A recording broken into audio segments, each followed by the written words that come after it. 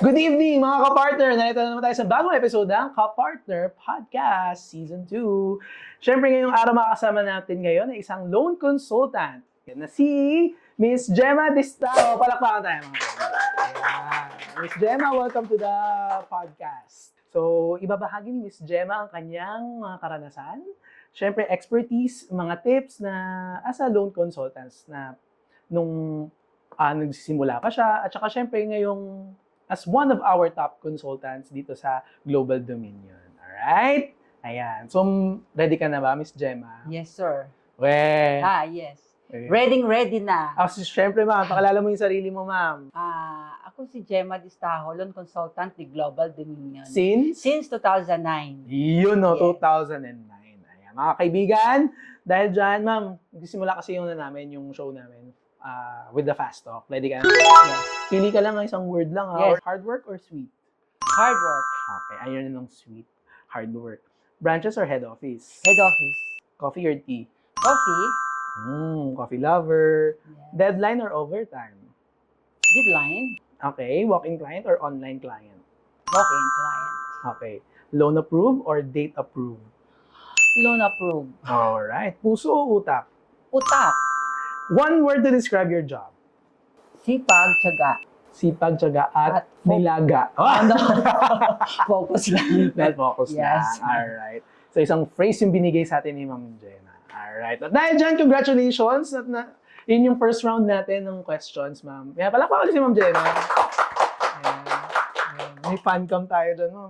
Yes. Iba na tayo talaga. May fan na tayo. Yeah, iba si Global Dominion talaga. Correct. Ayan. At dahil dyan, Ma'am Gemma, punta na tayo sa program proper. Taray, program proper. Well, anyway, ma'am, since na bahagi mo naman sa akin yung mga kwento mo, would you like to share it to everyone na kung kailan ka ba nagsimula kay Global Dominion? Ano ba pinagdaanan ni Gemma bago mapunta sa Global Dominion? Nagsimula ako noong 2009. Okay. May isa akong client. Kwento ko na sir lahat ha. Oo, kwento mo na. Oo, kasi ang business ko talaga sir, nagpapautang din, yung nag-i-impound din ng mga kotse, gano'n. Kaso nga sir, syempre, ang interest rate ko medyo mabigat. 5%, minsan 10% pa. So, one time, in-approach ako nung isang client na kung pwede ko daw idalhin yung kotse niya sa Global Dominion dito sa Ortigas para naman stencil dahil ililipat niya dahil daw mababa yung interest kay Global Dominion. Parang 1.25%. Nung panahon na yun? Nung panahon na yun. Tapos dinala ko naman sir dito sa kay Global Dominion. Tinignan ko kung talagang legit si Global Dominion. So nakita ko naman sir na totoo naman, legit naman. So nagtanong-tanong ako. Hanggang sa inalok nila ako na kung gusto ko daw mag-loan consultant. Kasi aside from your commission, may mga incentives din. So parang nag-seminar ako kay Sir Dexter. Sir Dexter. Si Sir Dexter ngayon sa Forbes na, president na yata siya. A former, ito yung nabanggit natin sa previous nating episodes na may mga Global Dominion employees na napopromote at tumataas din as parang nagiging president and CEO sa different companies naman. So, it so happened na si Sir Dexter is now at another company na rin naman, financing company rin naman. So, he's now the president and CEO. Oo, napakagaling talaga ni Sir Dexter.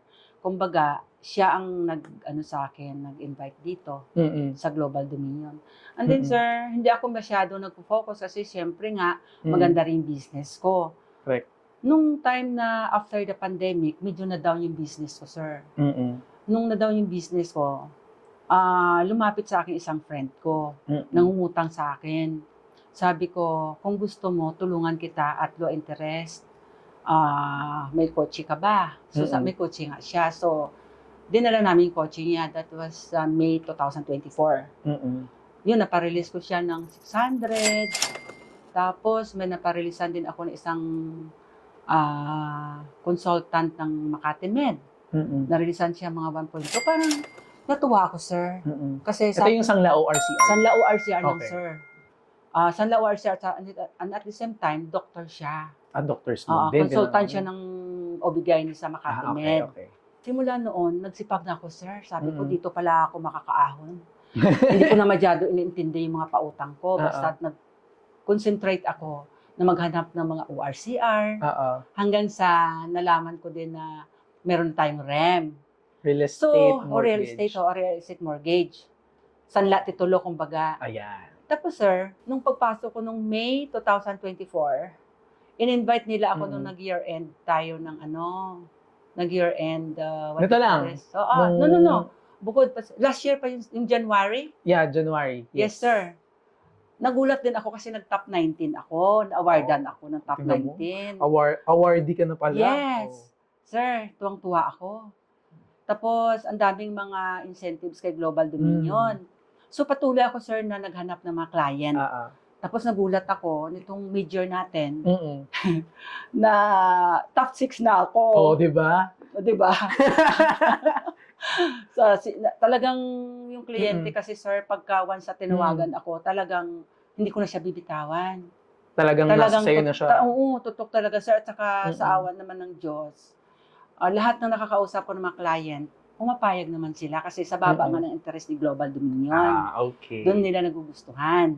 At saka syempre sa bilis din ni Global Dominion, hindi naman din ma-approve din yun agad-agad. Yes, oo, syempre. Diba? Dahil syempre good and quality naman yung mga borrowers na naibibigay mo kay Global Dominion. Ayan. So syempre, 'di ba, since loan consultant, kaya na yung current job mo. Yes. Right? And do you usually feel any pressure?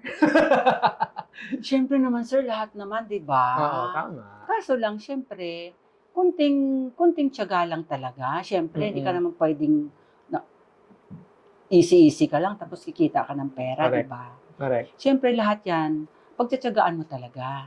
Kasi hindi naman, madali lang naman maging loan consultant ka. Kasi ang mga requirements naman ni Global Dominion, parang kumbaga, nasa kanila na rin lahat eh. Correct. Oo. Lalo yung may mga negosyante, sir. Madali naman sila na magiging client talaga. Pero what kind of pressure kaya ito? Yung, siyempre, sir, minsan, yung gusto ng kliyente, one-day release. Kaso? Siyempre, sir, nagagawa ko rin naman yan. Sabi ko, kung pagka dumating kayo sa office ng 9 o'clock, sharp, ma-stencil yung kotse nyo, ma-verify, kayang-kaya ko kayo paralisan ng one-day release. Nangyari yun sa akin, hindi lang ilang beses. Marami na.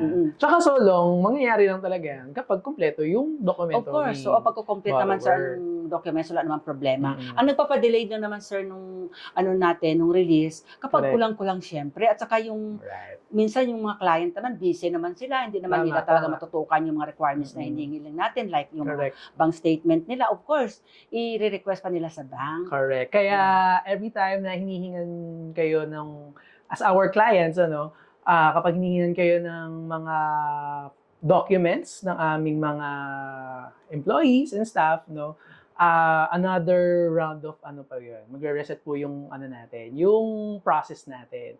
So, it would take probably within the day din. So, i-assess pa nila kung kumpleto pa ba o kulang. Kung kulang, another na naman yan, di ba? So, mauulit at mauulit. So long your documents are complete, di ba? That's the time na pwede ka talagang ma-release within the day. Yes, sir. Kaya pinakamaganda talaga, sir, ang loan consultant na katulad namin, kailangan, bago mo sila dadalhin sa office, yung kanilang mga documents, dapat complete talaga. Kasi kung complete naman talaga, sir, naranasan ko din naman, within the day talaga release eh. Oo nga eh, tama. And syempre, ma'am, araw-araw tayong gumigising, di ba? Sabi nga sa isang commercial, para kanino ka ba bumabangon? Ikaw, Miss Gemma, para kanino ka ba bumabangon? Ano ba inspirasyon mo sa buhay? Siyempre, of course, yung mga anak ko, of course. Kaso lang, siyempre, yung mga anak ko, isa na lang yung anak ko sa tabi ko. Kumbaga, graduate na yung youngest ko. Graduate na siya last September 20. My eldest son, he's now in Finland. Wow. Then, yung second son ko, nag-put up ng business, nilagyan ko rin siya. My third son, he's now in Japan. Na. So, kumbaga, nakafocus na ako kay Global Dominion as loan consultant talaga. Para lang sa sarili ko to. Sarili mo. Nice one. You're a strong, independent woman pala. No? Yes. Nice one. And ano ba ang isang bagay na proud ka sa sarili mo? Sa ano to whether you're a loan consultant or just yourself alone? Yes, sir. Proud ako dahil, siguro dahil na-achieve ko yung gusto ko. Yung sa sipag ko, sir. Kung anong gusto kong bilhin na, halimbawa, gusto ko ng mga ganyang bag, nabibili ko dahil sa sipag ko. Di ba? Nice, tama. Pag may gusto tayo, sir, syempre, pag may minimithi tayo, syempre, double sipag ka para makamit mo yung gusto mo, di ba, sir? Tama, correct. Meron agad, si Ma'am Gemma, meron agad siyang goal. At kung anong gusto niyang mangyari sa life niya. Di ba? Goal setting ba? Yeah. Ano mas importante sa'yo? Ito bang, kasi you're one of the successful loan consultants na kasi nagta-top 6 ka na ngayon, di ba? Yes. Ano ba? Anong importante sa'yo? Success ba? Or happiness? Or it goes both ways? Ano? Of course, sir, pag successful ang life mo, syempre, nandun yung happiness din. Syempre, di ba? Happy ka kasi naging successful ka. Sa lahat na, sa negosyo, sa pag-loan consultant kay Global Dominion, na si Global Dominion, kumbaga, siya ang nakapagpa-relieve ng pain ko sa mga stress ko, sa mga pautang ko, ng mga millions na hindi na ako nababayaran, sir. Sa totoo lang, sir, ganun. So, Ganun pero yung, outside Global Dominion, regarding naman to sa isang business, tinutuloy mo pa rin siya? Or hindi na? Sir, nung nag-focus ako kay Global, kasi nakikitaan ko si Global Dominion na wala kang lugi dito as loan consultant So ngayon, in-stop ko na yung business ko, for collection na lang ako, sir. So ito yung may mga napautang mo na dati, hintay mo na lang talagang magbayad sa'yo. Collection. Pero minsan, sir, may mga kliyente tayo sa kay Global Dominion na minsan sobrang nagmamadali sila talaga, sir, na marelisan sila. Katulad niyan, pagka 1 million, narelisan kami last year, August, 1 million yung release ng pick-up niya. Siyempre, sir, nagmamadali siya. Kung laging sinasabi na, ay, Ma'am Jem, mas mabilis si ganito, si ganyan, mga kakupit natin, may kakupitin siya tayo ng financing company. Minsan, ang ginagawa ko na lang, sir, sabi niya, ma'am, kung mayroon ka dyan, ma'am, kasi alam naman namin na nagpapautang ka talaga. Sabi ko, wala na ako, hindi ako nagpapautang kay Global Dominion lang. Kaya, ino-okray ko na hanggang sa ma-release. Hanggang sa ma-release. So, parang in-entertain mo talaga si borrower na, ma'am, wait ka lang, darating tayo dun sa ano mo. Mag-establish ko lang ng credit line kay Global Dominion. Every time kailangan mo si Global Dominion. Makakaulit ka. Yes, kahit may 5 months ka pang balance, sir, pwede ka pa rin yung Global Dominion. Pwede, may renewal naman tayo. Yes, sir. Naman. So, sa renewal pala, pwede pala tayong mag-renew ulit after kalahati pa lang ng payment sir. mo. Pwede na. I-deduct yung balance niya, sir. Ayun. Kaya napakagaan. Tsaka ang dami mo na rin clients na yes, sir. Kaya nga. Siguro kaya ka nung nag-top 6, dahil nagpa-renew din sa'yo. Hindi, sir, mga new accounts yan, sir. New accounts lahat? New accounts talaga, sir. Mga new accounts. Talagang... Pag yung, sabi nga, tinuturoan nila ako, sabi ko, pag mga, kailangan na, sir, mga 50,000, 100,000, 200,000, alam nila sa branch, parang ayaw ko, sir, patulan. Nung nalaman ko na may 5 accounts ka lang pala, meron ka namang incentives. Kahit na 30,000, 20,000, or 50,000, basta naka 5 accounts ka in a month, mayroon ka rin incentive. So, incentives na agad. Kaya nga, entertain ko na, sir, ngayon kahit na 200,000. Syempre, bilang isang Gemma Destajo, paano nila nakilala si Gemma Destajo? Ito ba yung mga, si Gemma Destajo ay loan consultant ni Global Dominion. Ano ka ba? Ingay ba yung pangalan mo online? O saan mo ba nakukuha yung mga kliyente mo? Sir, sa mga friends lang, lahat ng mga kakilala ko, lahat ng mga kamag-anak ko, kahit sino makausap ko, makatabi ko, or lahat, lagi ko sinisingit si Global Dominion na, sabihin ko sa kanila, baka may friend kayo na nangangailangan ng kapital. Sabi ko, loan consultant ako ni Global Dominion at low interest. Anong kailangan dyan? Sabi ko, ORCR lang.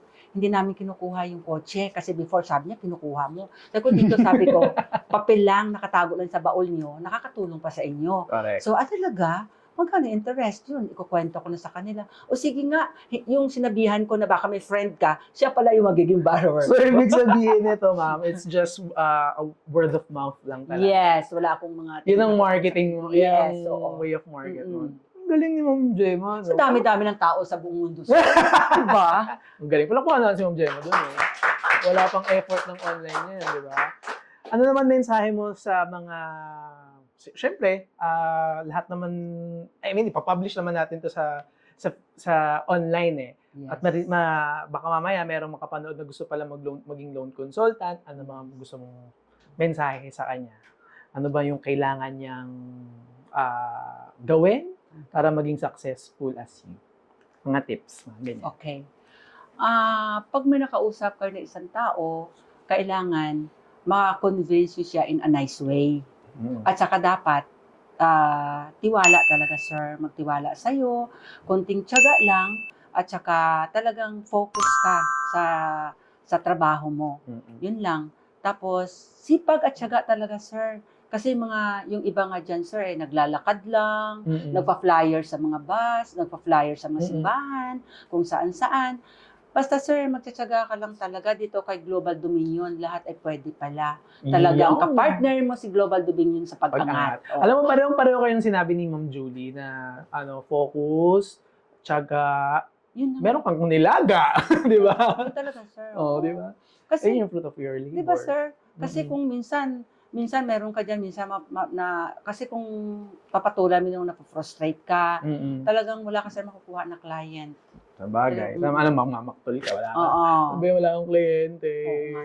Saan kung pinagmamaktol mo dyan, nag-iikot ka na sana, yes. di ba? Magtatawag ka, lahat ng mga number dyan sa cellphone mo, kung sino-sino yan, tatawagan mo isa-isa. Baka interesado pala. Yes, sir. Baka mamaya, mga panahon na yun, nangangailangan pala, ikaw pala yung... At saka, sir, gusto nila mag-ahente. Minsan sinasabi ko sa kanila, sige, I'll give you commission for the total release of loan. Ginaganon ko sila. Eto, punta na tayo dun sa last question ko. Okay.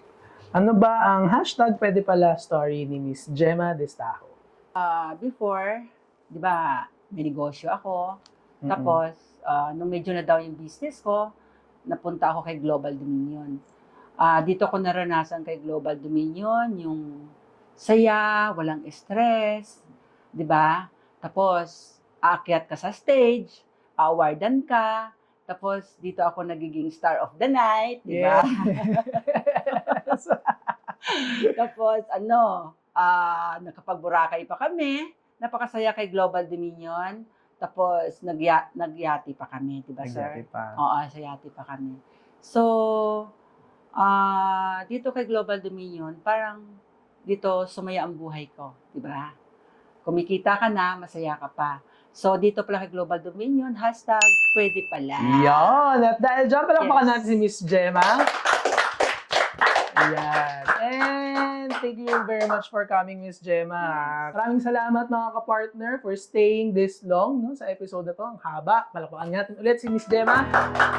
And thank you, Miss Gemma. And thank you mga ka-partner. Till next time. Bye!